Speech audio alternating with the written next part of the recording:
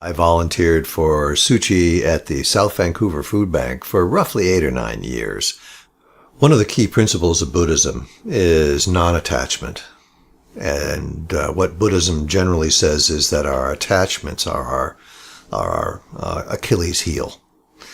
And Tzu Chi says that what makes you a Buddhist is your attachment to helping others.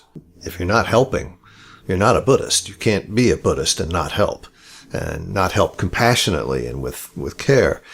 And one thing he said, when I was asking about where his temple was, because that's the first thing you ask, oh, you're a Buddhist. Oh, where's your temple? And he pointed to his heart and he said, it's in my heart. And that's where we all carry the temple. And that's the most important place to carry it.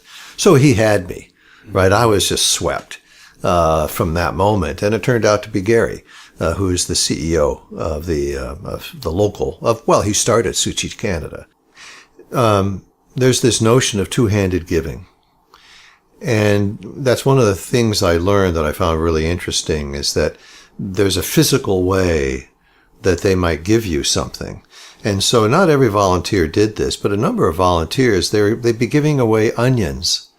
And two-handed giving was to be very conscious about what you're giving, to just not hand it to somebody, but to hand it consciously, deliberately, thoughtfully about what you're doing at the time.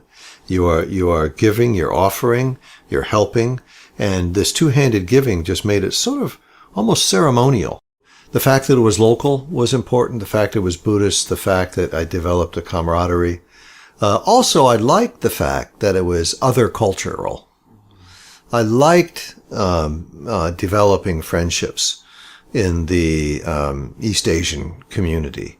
I liked learning from them and getting to know them, and it really exposed me to people in the world that I never would have been exposed to, and we developed friendships.